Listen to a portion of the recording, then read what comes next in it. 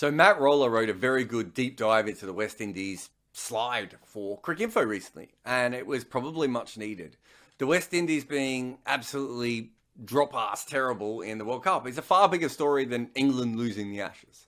We kind of expected England to lose the Ashes. They were travelling away from home, etc., etc. But because of how cricket media works, we'll be told every single detail of how England lost the series and what Graham Thorpe was doing with his smartphone and all these sorts of things. And yet the West Indies exit really has barely been looked at. This is the last knock.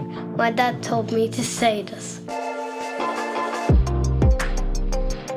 And this is partly a legacy of how the cricket media works. It was built on test crickets, and the media and the fans really haven't worked out what they want from T20 coverage. For instance, T20 match reports, no one really reads them at all. So even though you have a lot of people watching T20 cricket, the numbers don't really translate to media hits. So the media is sort of confused at what you all want. And so you can have a T20 dynasty like the West Indies just fall down, and you get some talk about old fellas, and that's almost where it stops. Luckily for us though, Matt has actually looked at it and broken it down to a bunch of key areas. And I just want to look at a few of those. And let's do what we almost never do with West Indian T20 cricket. And let's start with bowling. These are the 200 most used bowlers in T20 cricket over the last few years. There are 12 West Indians on this list, which seems low. But I think the bigger problem for the West Indies here is who are their bowlers who are at the top. 4 of the top 5 bowlers are seam bowling all-rounders, which sounds wonderful. But the problem is, Dwayne Bravo aside, they're really all middle overs bowlers, and they work better as your 5th bowler more often than not. Perhaps Jason Holder can transcend that, but they really work better as your 5th bowler, or in some cases, even your 6th bowler. And looking further down the list, you can add Kieran Pollard and Fabian Allen to that. They're probably better as 6th bowlers, certainly not even 5th bowlers. So that is half of the West Indian most used bowlers in T20 who you can't really rely upon to be frontline bowlers. So let's look at the rest. Sunil Narine is an all-round talent, but obviously, first and foremost, he's a bowler. And he didn't play in that last World Cup because of fitness. Narine isn't the force he once was with the ball, but he's still probably the best T20 bowler that the West Indies had, or in this case, the West Indies did not have. And it's worth bringing this up as a wider issue, because it's possible the West Indies' best T20 team could have had Rakeem Cornwall, Sunil Narine, and Shimron Hetmeyer of recent times. That's a lot of talent that they are leaving out because of various fitness concerns. That means that they are intentionally weakening their side, but probably trying to do it for the right reasons. So let's move on to Sheldon Cottrell. He wasn't in the World Cup team because his form had slipped, and it had. But that isn't the real problem. The real problem is that he was their main power play bowler, and they really haven't created any others. So when Cottrell wasn't in the team, there was no great backup for him. It was Cottrell in form or no one.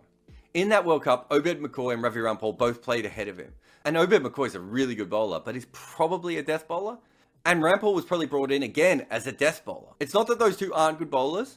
It's that one was probably a bit too young to have an impact. Maybe the other one was a bit too old, but they also weren't power play bowlers. And if you look at the other specialist seamers on this list, Kesrick Williams is also a death bowler.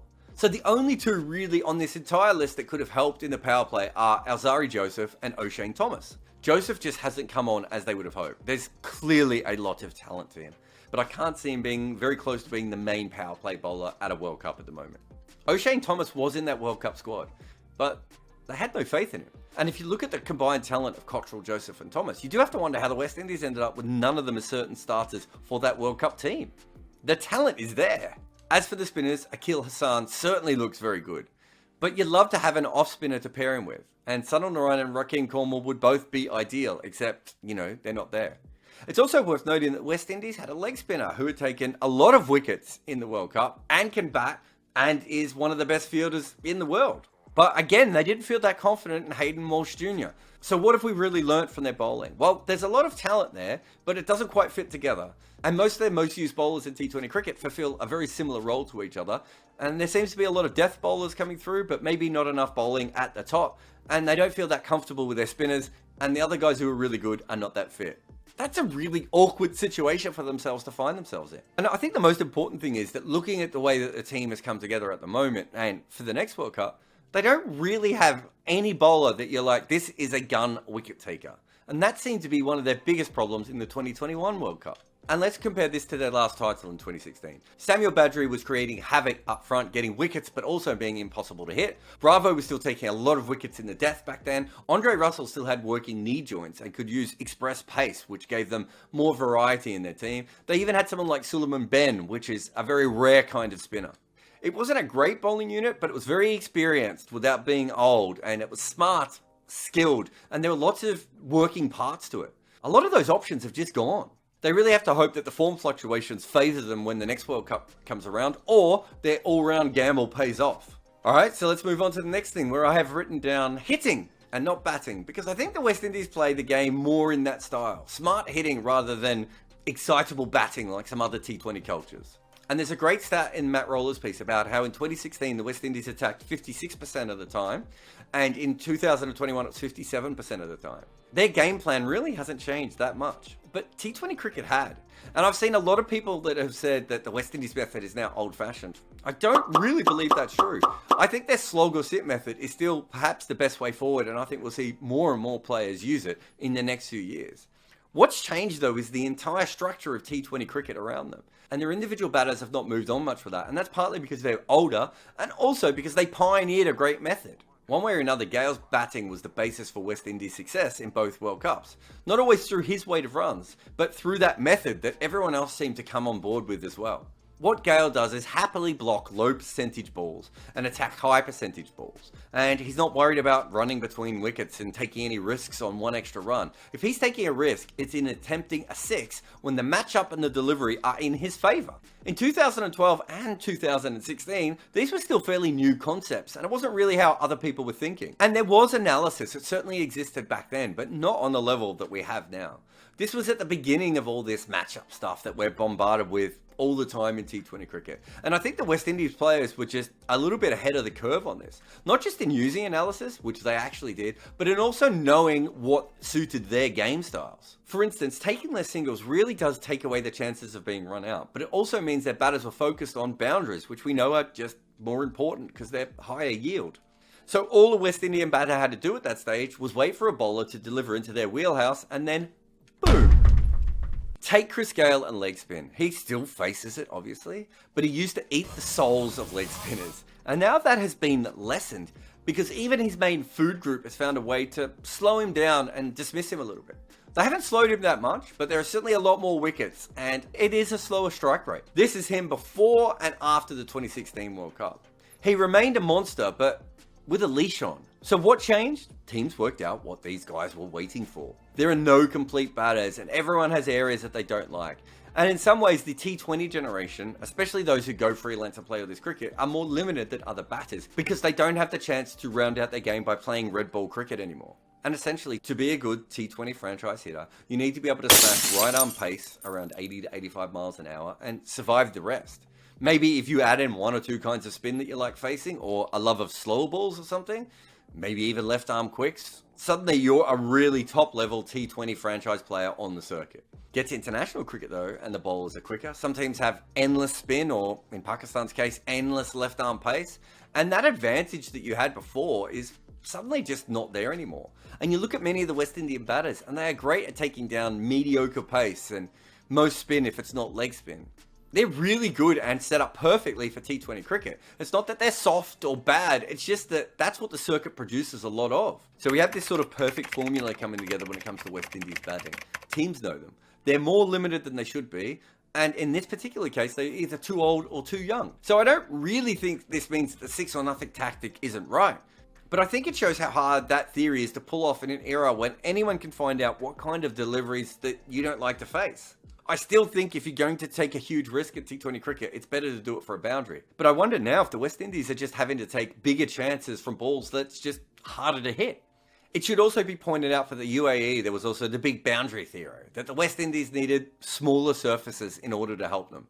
And perhaps this is something that helped the Australian team. They're actually used to big grounds, aren't they? When Matthew Wade and Marcus Stoinis pulled on their partnership together that saved Australia's campaign, that was with a lot of twos to start with. And I don't think that's an accident. As someone who worked as a T20 analyst for an MCG-based team, there's a whole different way that you need to play on those grounds. Now that said, it's obviously not a problem everywhere, and the West Indies don't have to worry about it too much. But the last World Cup was in the UAE, and the next World Cup's in Australia. So if it is an issue, it's going to be an issue again. And so I think there is a decent questions to be asked about whether this method works on bigger grounds. But West Indies has changed a little bit. Pooran, Hetmeyer, you're also seeing Brandon King, even Kyron Pollard. They actually do like to run and they do steal singles. They're not quite like the old block and bash players that we saw before this. So West Indies cricket is evolving a little bit on regardless. And the last thing I want to focus on is the CPL. It's a really good invention. And I believe going forward, it will continue to help West Indies cricket. And I think it's already helped them quite a lot. But it's also really small and it has some incredibly weird kinks to it that you may not be that aware of, which is actually really good if you want to make your league better. And it's why many of us think that it's a far better league than, say, the Big Bash. Especially as the Big Bash only has 2 overseas players and even their top international players are not available. But the CPL is smaller. It only has 6 teams. And crucially, there's no second tier tournament. In Australia, they have the Baby Bash, we now have the Blast in England, and the SMAT in India. In the West Indies, you either play the CPL or you don't really play any top-level T20 cricket unless you're a franchise player. The CPL also has something else that I couldn't even find anything about online, but it was certainly a rule when I was there, and as far as I'm aware, it's still a rule. You have to have a certain number of local players in your team. I think that might have changed to being in your squad. And by local, I mean from your catchment area. So for Guyana, they have to have a certain amount of players from the Guyana area. And that's either 2 or 3, and it's either in the team or in the squad. I couldn't get an exact answer on this, but in 2018, when I worked in the CPL, you needed, I think memory serves me correct, at least 2 players from the local catchment area in the 11. Now, the problem with all this is the majority of talent in T20 cricket seems to come from the same place the majority of talent in West Indies cricket has always come from. Trinidad, Jamaica, Guyana, and I suppose Barbados as well. So instead of being able to choose from the most talented players in the Caribbean for the CPL, there's a slight change there that you have to ensure that you have local talent in your side. That means that very talented players from the major regions sometimes just miss out. Then there's the emerging players, which is a group of 12 players that the Cricket West Indies decide on beforehand, and then every team has to pick 2 of them in the draft, and you have to have 1 of them in your 11. It's a great idea, right? It ensures that young players are getting a go. But there's a problem that happens next. 2 spots in every team are taken up by an emerging players. So what happens when you're no longer an emerging player, which you can only be for 1 year? So what often happens is a young player plays a bunch of games in their first CPL season, but then they don't play for a couple of seasons because other young players are picked.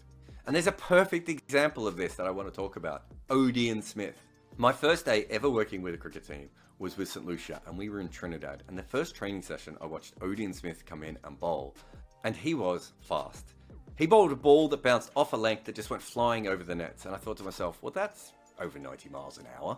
I don't need a speedometer for that one. An hour or so later, I saw him batting in the nets. And the first ball I saw him hit, he hit out of the stadium. He can bowl at 90 miles an hour and hit out of the stadium. And yet, we couldn't even fit him into our side. And part of the reason we couldn't is we had to fit 1 or 2 of the other youngsters in. We knew how good Odean Smith was. And so in 2017, he played more games than he did in 2018 because he had to get into our side on merit, and he was still young and learning the game. Yes, he could bowl 90 miles an hour and hit 100-meter sixes. That wasn't the problem. He needed to round out his entire game. So that was in 2018, and we used him a couple of times. The West Indies actually used him as an international player a couple of times that year. And yet here we are in 2022, and he's now played 32 matches of T20 cricket in his career. Now, part of that is because he hasn't quite managed to get into the circuit and play everywhere else, but also that's because he wasn't playing much CPL cricket. In fact, 7 of his T20 games have been international so far. The West Indies know how talented he is, but CPL teams are like, yeah, but he can't really bowl that many slower balls, and we don't know where we can bat him in the order until his batting comes on a little bit. Everyone knows how talented he is, and yet he hasn't played much. That's because of the structure of how the CPL works. That means that there's something wrong with the system, right? And if you're a West Indian fan, you might be thinking, well, the CPL is probably still a better system than we have for first-class cricket, and that's probably true. But it does create a bit of a weird bottleneck when it comes to talent and development. Now, if you're really, really talented and everyone's excited, you'll at least stay in a squad. But quite often, some of these players who are really good just disappear altogether, or they just don't get the chances to develop the game the way that they should be. As for late bloomers, like someone like Ken R. Lewis, it's really, really hard to actually get noticed. You have to be already of CPL quality to get in the CPL, which is not really what West Indies cricket wants. They want someone like Ken R. Lewis to be in the system and learning his game and getting better, so that when he's finally of CPL quality, they can pick him. And you might not know who Lewis is, but he's really good, and hopefully he will still make it. But there's other players who you definitely know about who just have not played enough T20 T20 cricket in their life, like Jermaine Blackwood. We all know that Blackwood could be a good T20 player. He's naturally attacking, can make international hundreds, and clearly backs himself.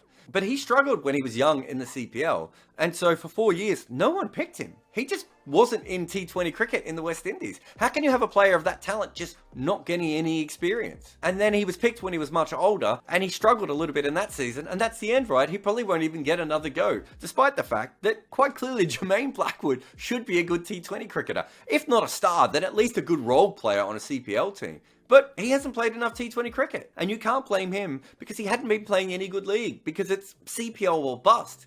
And there are just few spots available for senior players, anyone over 21. And I really don't think Blackwood was ever going to be a star. But if he played T20 cricket regularly, he would be a good challenge for younger bowlers to go up against. And maybe he does find his T20 game and becomes a good squad member when he's 27, 28. Odean Smith hung around because people thought he actually could be a star. And yet, in 5 years, he played 25 domestic T20 matches. And that's less than a year and a half of blast cricket. The CPL and Alan Stanford's competition beforehand really helped West Indians take over the sport. But other leagues have caught up. And the lack of anything underneath is a massive problem. And there's sort of a player here that brings all these different things together. Hitting, being a seam bowling all-rounder, and being a bit of a late bloomer because perhaps he didn't quite get the experience that he wanted. Rovman Powell. I'm a huge fan of Rovman Powell. When I was with St. Lucia, I tried to sign him up and steal him away from Jamaica. And now he's just smashed England everywhere and finally looks like the kind of player that me and many other people thought he should be. Remember in 2017, he was with the Kolkata Knight Riders on their list, even though he didn't play a game. But here's the thing, how did he go from a player who was good enough to get in the best league in the world to almost a floating journeyman who really didn't play as much T20 cricket as he should have? Perhaps it's because it's taken him a long time to grow up and work out his game, or he's just a bit of a late developer. But I think the biggest reasons why he hasn't played is, Rovman Powell can bowl seam, but again, he's probably a sixth bowler, right? He's not special, he's a clever guy, he does a few things with the ball, very nice cross-seam deliveries and quite strong, but not particularly quick. As a batter, he bats in the middle order, and he absolutely hammers seam bowling. But he struggles with spin, which doesn't make it ideal if you bat in the middle order. And he especially struggled with leg spin. And teams worked this out quite quickly with him, and every time he came out to bat, guess who was bowling at Rovman Powell? Now, you may not know who Rovman Powell is, but people on the circuit did. Players like him used to get away with it. Now they don't. Everyone knows the weaknesses of every player. And so for Rovman Powell, he travelled the world and really just struggled with leg spin. And when he made the runs against England, Adil Rashid and Liam Livingstone bowled leg spin against him. England went all in on leg spin. But Rovman Powell has gone off and worked on all this, probably on his own, and he already looks like a far better player than before. But the problem for West Indies cricket is that Rovman Powell is 28. They really wanted him to round out his game when he was 23 or 24. And this 100 against England was quite dramatic, and we don't know how his form will hold up. But the same pattern of Rovman Powell and West Indies cricket keeps happening. Rovman Powell is West Indies cricket. The talent is still there, we know that. It's just they aren't developing it quite the way they were 4 or 5 years ago in T20 cricket. And there are many other factors. I really suggest go to the show notes, read Matt Roller's piece. He's interviewed a bunch of different people. But it's important to remember, I think, as well, that the West Indians still hit sixes and they still produce T20 stars. I think the real difference now is that so do other teams. And the real challenge is what the West Indies do from here on forward to get their edge back. I mean, they pioneered once. Can they pioneer again?